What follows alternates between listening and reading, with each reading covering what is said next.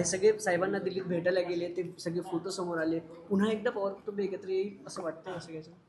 एकतर काल आदरणीय पवारसाहेबांचा 84 संपूर्ण 85वा वाढदिवस काल दिल्लीमध्ये होता. त्यामुळे हा एक कौटुंबिक प्रसंग आहे आणि कौटुंबिक हे आहे. त्यामुळे वाढदिवसाच्या निमित्तानं अजितदादा असतील, रोहित असेल, सुनेत्रा वहिनी असतील, पार्थ आणि जय असेल, हे सगळे त्यांना भेटण्यासाठी आणि त्यांना नमस्कार करण्यासाठी, शुभेच्छा देण्यासाठी गेले होते. मला वाटत नाही त्याच्यामध्ये काही राजकीय कारण असू शकेल तसं. तर एक कार्यकर्त्यांची भावना आहे की कार्यकर्ते म्हणतात आता दोघी पवारांनी एकत्र आलं पाहिजे, पक्षाने एक असलं पाहिजे, 2 राष्ट्रवादीपेक्षा एकच राष्ट्रवादी असली पाहिजे, अशी कार्यकर्त्यांची भावना या निमित्ताने पुन्हा एकदा समोर येते.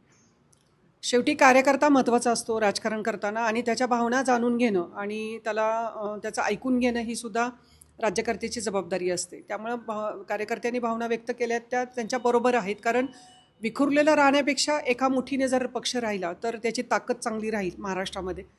त्यामुळं मी कार्यकर्त्यांच्या भावनांचा आदर करते की त्यांनी ह्या भावना दादा किंवा साहेबांच्या बरोबर त्यांनी समोर व्यक्त केलेल्या आहेत.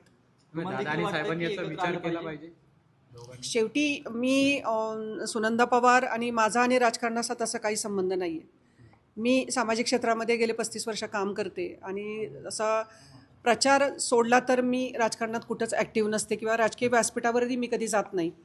त्यामुळं राजकीय ह्याच्यामध्ये साहेब आणि दादांनी काय निर्णय घ्यायचा हा शेवटी पर्सनली त्या 2 पक्षाचा निर्णय आहे. त्यामुळे ते दोघं विचार करून निर्णय घेतील. या बाबतीत मला काही कुठं काही शंका वाटत नाही.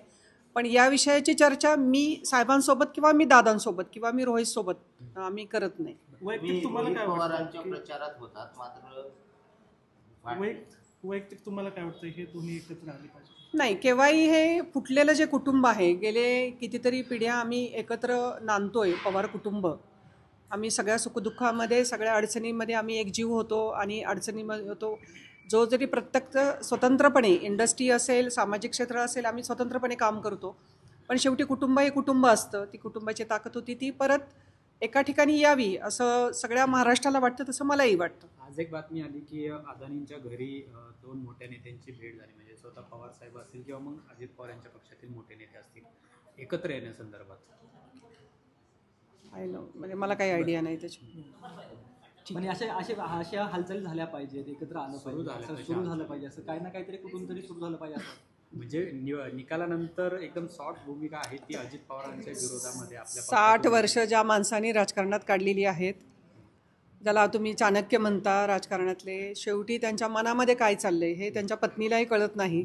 त्यामुळे आम्हाला काय कळणार, हा सगळ्यात मोठं गूढ आहे पवारसाहेब म्हणजे. त्यामुळे निर्णय जो घेतील ते साहेबच घेतील आणि दादा घेतील. त्यामुळे तिथं माझं काही हे नाही मत.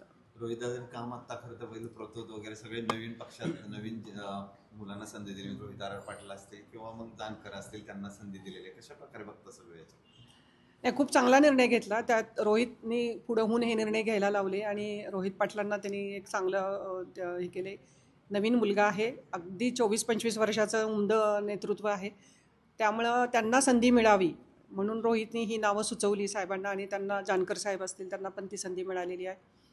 तर वेगवेगळ्या कम्युनिटीला पण तिथं संधी मिळाली काम करायची. त्यामुळे निर्णय घेताना सगळ्यांना बरोबर घेऊन जाण्याचा निर्णय जसे साहेब घेतात तसंच त्याच ह्याच्यात दादा रोहितनी पण ते नावं सुचवली आणि त्याला संधी पण मिळाली तिथे काम करण्याची. पण त्यांना पण संधी हवी होती अशा पद्धतीची एक चर्चा होती.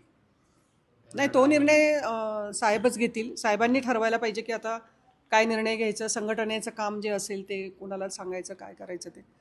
ईव्हीएमच्या विरोधातला लढा पक्षाकडून उभा केला जातोय, पण यामध्ये स्वतः योगेंद्र पवार हे दिसत नाहीये त्या लढाईमध्ये. बारामतीमधून म्हणजे पराभूत झाले. आता सगळ्यांचे आभार दौरे चालू आहेत सध्या. रोहित पण सध्या आभाराच्या दौऱ्यामध्येच आहे.